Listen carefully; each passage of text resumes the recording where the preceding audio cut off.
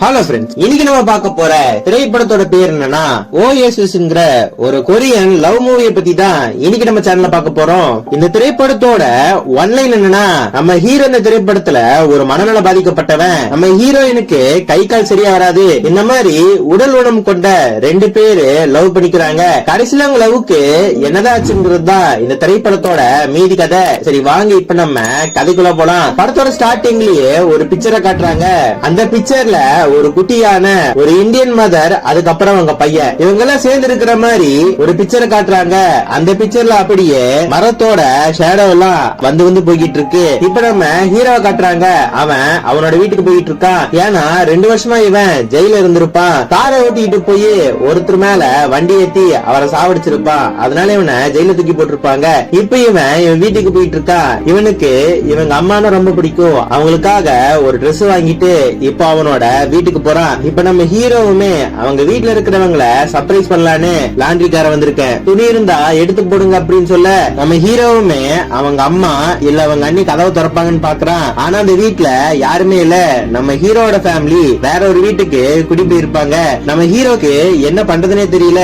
இவன் வேற மனநலம் பாதிக்கப்பட்டவன். சொல்ல போனா எந்த மாதிரினா, நம்ம தெய்வ திருமகள் படத்துல வர நம்ம விக்ரம் சார் மாதிரி தான். இப்போ எங்க போறதுன்னு தெரியாம தெருவில் சுத்திக்கிட்டு இருக்கான். அவனோட தம்பி நம்பருக்கு போன் பண்ணி பாக்குறான். ஆனா அவன் தம்பி எடுத்த மாதிரியே தெரியல. இந்த மாதிரி சுத்திக்கிட்டு இருந்ததுனால அவனுக்கு இப்போ செமையா பசிக்குது. இப்ப ஒரு ஹோட்டலுக்கு போய் பயங்கரமா சாப்பிடுறான். ஹோட்டல்காரங்க கிட்ட போய், சார் என் தம்பிக்கு போன் பண்ண, அவன் எடுக்கவே இல்ல, என்கிட்ட காசும் இல்ல, என் ஷூ வேணா வச்சுட்டு என்ன விட்டுருங்க அப்படின்னு சொல்ல, அந்த ஹோட்டல்காரங்க கடுப்பாயி நம்ம ஹீரோவை போலீஸ்காரங்க கிட்ட புடிச்சு கொடுக்க, நம்ம ஹீரோ போலீஸ்காரங்க கிட்ட இருந்து தப்பிச்சோட பாக்குறான். இருந்தாலும் அவனை அழைக்கா புடிச்சு போலீஸ் ஸ்டேஷன்ல விசாரிச்சுக்கிட்டு இருக்காங்க. அப்பதான் தெரியுது நம்ம ஹீரோ 3 கேஸ்ல இதுக்கு முன்னாடி ஜெயிலுக்குள்ள போயிருக்கான். ஒன்னு வந்துட்டு அட்டெம்ப்ட் ரேப், இன்னொன்னு வந்துட்டு ஒருத்தர் மேல கார் ஏத்திட்டு நிறுத்தாம போனது. இந்த மாதிரி அவனுக்கு கீழே 3 கேஸ் இருக்கு. இன்னைக்குதான் வெளியே வந்திருக்காங்கிற விஷயமும் போலீஸ்க்கு தெரியுது. இது ஒரு பொட்டி கேஸ் தானே. அதனால ஹீரோவோட தம்பிக்கு போனை போட்டு வர சொல்லி நம்ம ஹீரோவை சின்ன வான் மட்டும் பண்ணிட்டு அப்படியே விட்டுறாங்க. நம்ம ஹீரோவுமே அவன் தம்பிய பார்த்து, டே என்னடா அது, என்ன பார்க்க யாருமே வரல, ஏன் வீட்டை மாத்துறீங்க, ஏன் மண்டைக்கு டை அடிச்சிருக்கேன்னு கேள்வி மேல கேள்வியா கேக்குறான். அவன் தம்பி பயங்கரமா கடுப்பாயி வாயை மூடிட்டு வாடா அப்படின்னு சொல்ல, இப்போ நம்ம ஹீரோ அவனோட வீட்டுக்குள்ள போறான். வீட்டுக்கு போய் அவங்க அம்மாவை கட்டி பிடிச்சு, அம்மா நான் வந்துட்டேன்னு பயங்கரமா அவங்க அம்மாவை கட்டி பிடிச்சு அவனோட சந்தோஷத்தை வெளிப்படுத்திக்கிட்டு இருக்கான். அவங்க அம்மாவை பார்த்துமே, உங்களுக்காக நான் Dress வாங்கிட்டு வந்திருக்கேன்னு Dress கொடுக்குறான். அவங்க அண்ணிய பார்த்துமே, அண்ணி எப்படி இருக்கீங்க அப்படின்னு கேட்க, நம்ம ஹீரோட ஃபேமிலியில அவங்க அம்மாவை தவிர யாருக்குமே நம்ம ஹீரோவை பிடிக்காது. இப்ப இங்க இருந்து கட் பண்ணா ஹீரோட அண்ணங்காரன் என்ன பண்றானா, இவனை வீட்டுல வச்சுக்கிட்டு இருந்தா நமக்கு தான் பிரச்சனைன்னு இவனு ஒரு ஃபுட் டெலிவரி பண்ற வேலைக்கு சேர்த்து விடுறான். அவருமே சரிப்பா இன்னில இருந்து வேலைக்கு சேர்ந்துக்கோ அப்படின்னு சொல்ல, நம்ம ஹீரோ என்ன சொல்றானா, சார் இல்ல சார், இன்னைக்கு நான் வெளியே போகணும், நாளைக்கு வந்து ஜாயின் பண்ணிக்கிறேன் அப்படிங்கிற மாதிரி சொல்லுவான். இப்ப நம்ம ஹீரோ கையில பழத்தெல்லாம் வாங்கிட்டு ஒரு அபார்ட்மெண்ட்டுக்குள்ள போறான். அந்த பிளாட்டோட கதவு திறந்தே இருக்கு. இப்ப அவனும் வீட்டுக்குள்ள போய் நம்ம ஹீரோயினை பார்த்து, உங்க அப்பாவை கார் ஏத்தி கொண்டது நான் தான், என்ன மன்னிச்சிரு, என்ன பார்த்து நீ பயப்பட வேணாம்னு சொல்ல, நம்ம ஹீரோயினை இப்பதான் காட்டுறாங்க. நம்ம ஹீரோயினுக்கு கொஞ்சம் வருஷத்துக்கு முன்னாடி கை கால் வராம போயிருக்கும். அவங்க நினைக்கிறத அவங்களால பண்ண முடியாது. அவங்களுமே நம்ம ஹீரோவை பார்த்து ரொம்பவே பயந்து போயிருக்காங்க. நம்ம ஹீரோவுமே, நீங்க பயப்பட வேணாம், நான் உங்களை ஒண்ணும் பண்ண மாட்டேன், இந்தாங்க பழத்தை எடுத்து சாப்பிடுங்கன்னு சொல்ல, ஹீரோயினோட அண்ணக்காரன் வந்துடுறான். அவன் நம்ம ஹீரோவை பார்த்து, தம்பி யார் நீ அப்படின்னு கேட்க, ஹீரோ என்ன சொல்றானா, என்ன மறந்துட்டீங்களா, 2 வருஷத்துக்கு முன்னாடி உங்க அப்பாவை கார் ஏத்தி கொண்டேன்ல, அது நான் தான், மன்னிப்பு கேட்கதான் உங்க வீட்டுக்கு வந்தேன், என்ன மன்னிச்சிருங்க அப்படின்னு சொல்ல, ஹீரோயினோட அண்ணன் இவனை பயங்கரமா திட்டி அங்கிருந்து அனுப்பிச்சு விட்டுறான். ஆனா நம்ம ஹீரோயினோட அபார்ட்மெண்ட் வாசல்ல நின்னுகிட்டு இருக்கான். நம்ம ஹீரோவுமே ஹீரோயினோட அண்ணன்காரனை பார்த்து, சார் நம்ம ஊர்ல மனநலம் சரியில்லாதவங்கள தனியா விடக்கூடாது, உங்க தங்கச்சியை நீங்க அந்த வீட்டுல தனியா தான் விட்டுட்டு வந்திருக்கீங்களா அப்படின்னு கேட்க, ஹீரோயினோட அண்ணன் இவனை திட்டிட்டு அங்கிருந்து போயிடுறான். இப்ப நம்ம ஹீரோ என்ன பண்றானா, அவனுக்கு கிடைச்ச வேலைய செய்ய ஆரம்பிக்கிறான். சாப்பாடு டெலிவரி பண்றதுதான் இவன் வேலையெல்லாம் முடிச்சு ஒரு நாள் வீட்டுக்கு வந்துகிட்டு இருப்பான். இந்த மாதிரி வீட்டுக்கு வந்துகிட்டு இருக்கும் போது ரோட்ல சினிமா ஷூட்டிங் நடந்துகிட்டு இருக்கும். இத பார்த்தோன்னே இவன் பயங்கர குஷி ஆயிருவான். அவங்கள பார்த்து, என்னையும் வீடியோ எடுங்க அப்படின்னு சொல்ல, அவங்க நம்ம ஹீரோவை துரத்த பாக்குறாங்க. போற மாதிரியே தெரியல. நம்ம ஹீரோ இந்த மாதிரி அவங்க பின்னாடியே ஃபாலோ பண்ணிட்டு போயிட்டு இருந்ததுனால நம்ம ஹீரோ எக்கு தப்பா வண்டி ஓட்டி கீழே விழுந்துடுறான். இதனால அவனோட வேலையும் போச்சு. ஹீரோவோட அண்ணியும் சரி அவங்க அண்ணனும் சரி இவனை போட்டு திட்டுறாங்க. நீ என்ன குழந்தையாடா, உன்னை தொட்டில போட்டு ஆட்ட முடியும், ஒரு வேலைய உருப்படியா பண்ண மாட்டியான்னு கண்டமேனிக்கு ஹீரோவை திட்டுறாங்க. ஆனா நம்ம ஹீரோ இதெல்லாம் பத்தி கவலைப்படுற மாதிரியே தெரியல. அடுத்த நாள் காலையில மறுபடியும் ஹீரோயினோட அபார்ட்மெண்ட்டுக்கு போறான். அவங்க அபார்ட்மெண்ட்டுக்கு போய் நம்ம ஹீரோயினுக்காக கொஞ்சம் பூ வாங்கிட்டு வரான். ஆனா இந்த வாட்டி ஹீரோயினோட வீடு பூட்டி கிடக்கு. ஏன்னா ஹீரோ வருவான்னு ஹீரோயினோட அண்ணகாரனுக்கு தெரியும் போல இருக்கு. லாக் பண்ணி வச்சுட்டு போயிட்டான். இப்ப எப்படா இந்த பூவை கொடுத்து மன்னிப்பு கேட்கலான்னு ஹீரோ அங்கே நின்னுட்டு இருக்கான். இப்ப நம்ம ஹீரோயினோட பக்கத்து வீட்டுக்காரங்க யாருப்பா நீ, உனக்கு என்ன வேணும் அப்படின்னு சொல்ல ஹீரோவுமே இந்த வீட்டுல இருக்கிறவங்கள நான் பாக்கணும், இந்த பூவை கொடுக்கணும் அப்படின்னு சொல்ல அந்த லேடியுமே அவங்கள நான் தான் பாத்துக்கிட்டு இருக்கேன், நான் பூ கொடுத்துக்கிறேன்னு நம்ம ஹீரோ கிட்ட இருந்து பூவை வாங்கிக்கிறாங்க. அப்பதான் நம்ம ஹீரோ ஒரு விஷயத்த நோட் பண்றான். நம்ம ஹீரோயினோட வீட்டு சாவிய ஒரு பூஞ்சட்டி கீழே தான் அந்த லேடி மறைச்சு வச்சிருப்பா. இத நம்ம ஹீரோ நல்லாவே பாத்துறான். இப்ப நம்ம ஹீரோ அங்கிருந்து கிளம்புற மாதிரி கிளம்பி கொஞ்ச நேரம் வெளியே நின்னுக்கிட்டு இப்ப திரும்பியும் ஹீரோயினோட அபார்ட்மெண்ட்டுக்குள்ள போறான். ஹீரோயினை பார்த்துமே, ஏய் அழகான பொண்ணு, உன்னை பார்க்கதான் நான் இவ்வளவு தூரம் வந்திருக்கேன். உங்க அப்பாவை நான் வேணும்னே வண்டி ஏத்தி சாடிக்கல, என்ன மன்னிச்சிரு. உன்னை ஃபர்ஸ்ட் வாட்டி பார்த்தும் போது எனக்கு ரொம்பவே பிடிச்சு போச்சு, என்னை பார்த்து நீ பயப்பட தேவையில்லை அப்படின்னு சொல்லிட்டு நம்ம ஹீரோயின் கிட்ட நம்பர் கேக்குறான். ஆனா ஹீரோயின் பயங்கரமா பயந்து போயிருக்கா. நம்ம ஹீரோ என்ன பண்றானா, இதுதான் என்னோட நம்பரு, இந்த விசிட்டிங் கார்டை நான் இங்க வைக்கிறேன், உனக்கு தேவைப்படுச்சுன்னா எனக்கு போன் பண்ண அப்படின்னு சொல்ல நம்ம ஹீரோயின் இனிமே பயந்து போய் தான் இருக்கா.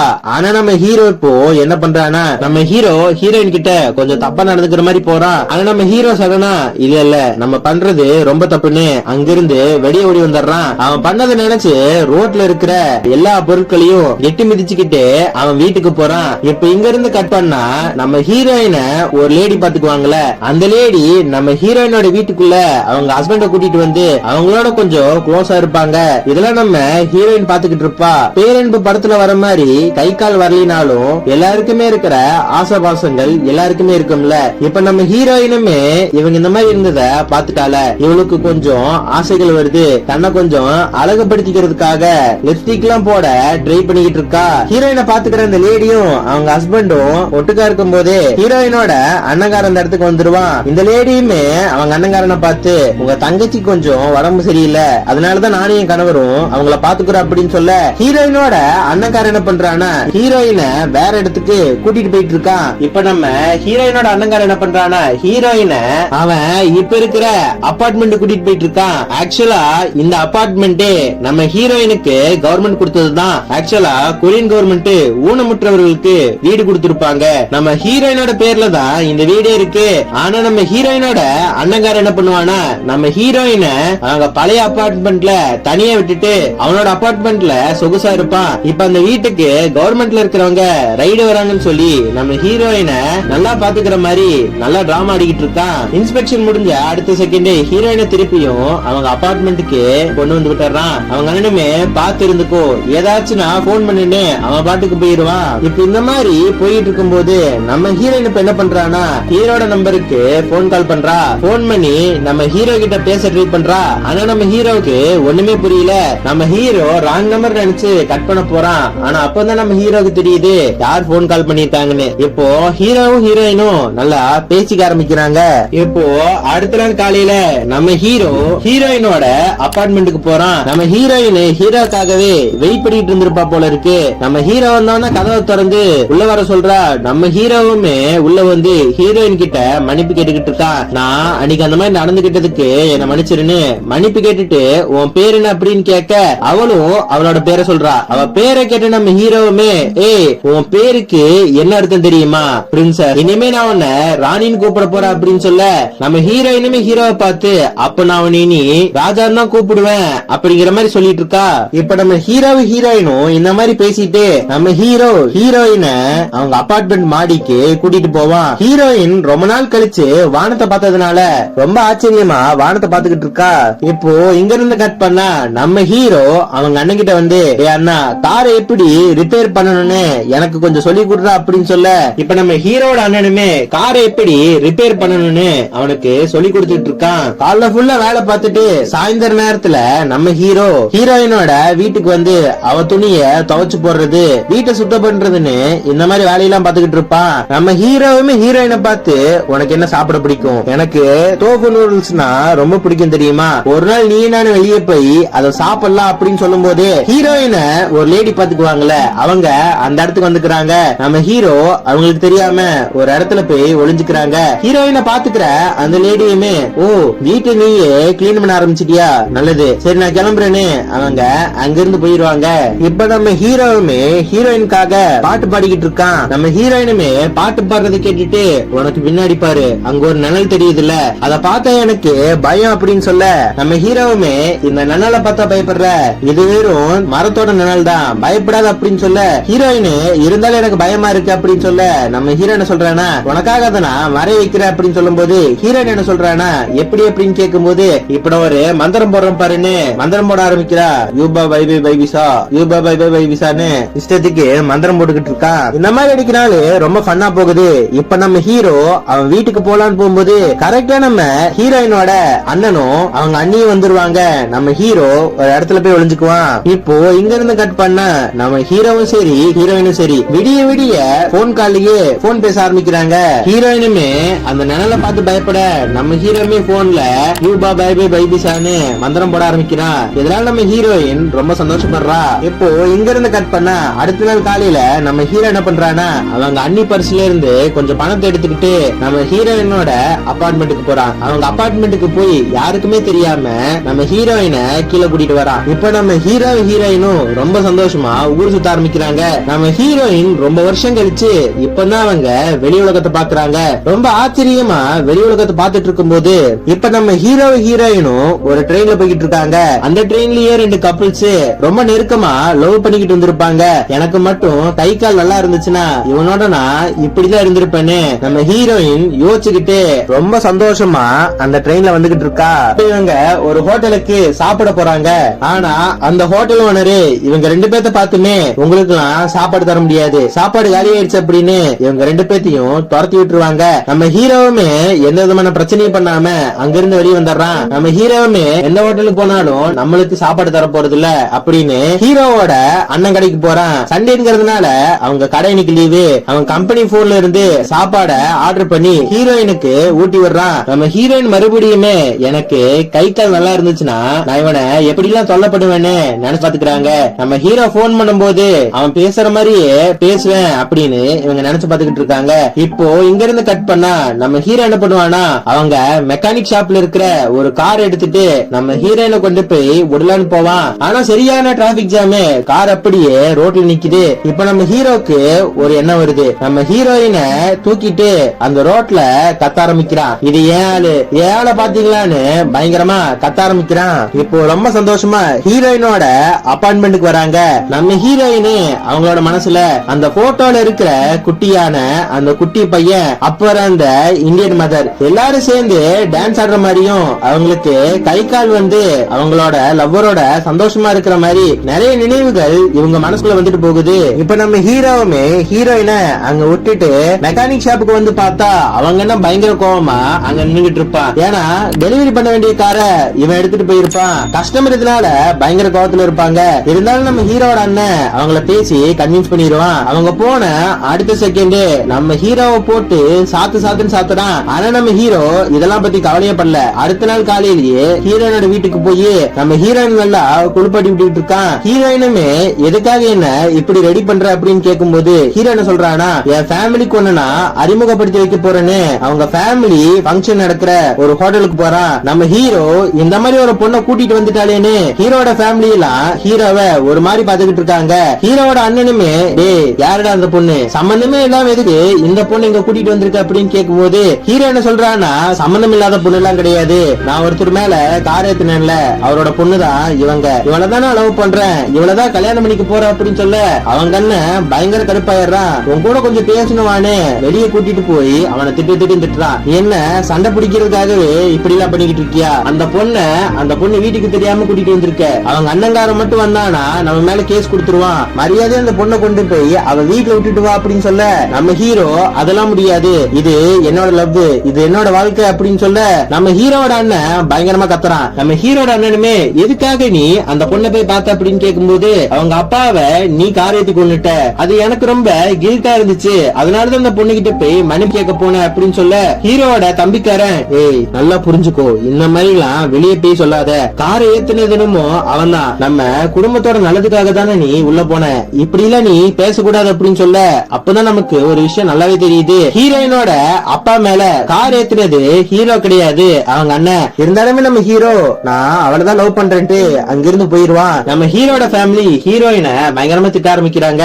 இப்போ ஹீரோட ஃபேமிலி எல்லாம் சேர்ந்து போட்டோ எடுக்கிறாங்க. நம்ம ஹீரோவுமே ஹீரோயினை அங்க கூட்டிட்டு வர அவங்க அண்ணங்கார இது ஃபேமிலி போட்டோ கண்டவெல்லாம் கூட்டு வராது அப்படின்னு சொல்ல ஹீரோ அங்கிருந்து கடுப்பாயி அங்கிருந்து வந்துடுறான். நம்ம ஹீரோயின் எதுக்காக என்னங்க கூட்டிட்டு வந்த, இவங்க கிட்ட திட்டு வாங்குறதுக்கான நம்ம ஹீரோ மேல ரொம்பவே கோபமா இருக்கா. ஆனா நம்ம ஹீரோவுமே தெருவுல டான்ஸ் ஆடி ஹீரோயினை சமாதானப்படுத்துறதுக்கு ட்ரை பண்ணிக்கிட்டு இருக்கான். இன்னுமே அவ சமாதானம் ஆகாதனால ஒரு கிளப்புக்கு கூட்டிட்டு போய் நம்ம ஹீரோயினுக்காக பாட்டுலாம் பாடுறான். இந்த மாதிரி பாட்டு பாடிட்டு நம்ம ஹீரோயினை கூட்டிட்டு போய் வீட்டுல உள்ளான்னு போகும்போது மெட்ரோ ஸ்டேஷனுக்கு போறான். ஆனா இவங்க போறதுக்கு கொஞ்ச நேரத்துக்கு முன்னாடியே மெட்ரோ அங்கிருந்து போயிடுது. நம்ம ஹீரோவுமே ஹீரோயினை படிக்கட்டுல எல்லாம் தூக்கிட்டு தான் வந்திருப்பான். நம்ம ஹீரோயின் இப்போ நினைச்சு பாத்துக்கிறா, எனக்கு மட்டும் கை கால் நல்லா இருந்துச்சுன்னா இவனை நான் தூக்கிட்டு போவேன்னு இவன் நினைச்சு பாத்துக்கிறா. இப்ப நம்ம ஹீரோ அவளை தூக்கிட்டு அப்படியே அவன் வீட்டுக்கு கொண்டு வந்து பத்திரமா சேர்க்கிறான். இப்ப நம்ம ஹீரோவுமே சரி பத்திரமா இருந்துக்கோ, நான் இங்க இருந்து கிளம்புறேன் அப்படின்னு சொல்ற நம்ம ஹீரோயினுமே நீ இங்க இருந்து தயவு செஞ்சு போகாத, இன்னைக்கு நைட்டு நீ நானும் ஒட்டுக்கா இருக்கலாம் அப்படின்னு சொல்ல நம்ம ஹீரோயினும் ஹீரோவும் அன்னைக்கு நைட் அங்க பிசிக்கல் ரிலேஷன்ஷிப்ல இருக்காங்க. இவங்க இந்த மாதிரி இருந்துகிட்டு இருக்கும்போது கரெக்டா அந்த இடத்துக்கு ஹீரோயினோட அண்ணன்காரன் அவங்க வீட்டுக்கு வந்துடுறான். நம்ம ஹீரோவும் ஹீரோயினும் இப்படி இருக்கிறத பாத்துட்டு ஹீரோயினோட அண்ணன் தங்கச்சியை அவன் ரேப் பண்ணிட்டான்னு நம்ம ஹீரோவை தப்பா நினைச்சிடுறாங்க. போலீஸுக்கு போன் பண்ணி நம்ம ஹீரோவையும் புடிச்சு கொடுத்துறாங்க. இப்போ விஷயம் தெரிஞ்சு நம்ம ஹீரோட ஃபேமிலி அங்க வராங்க.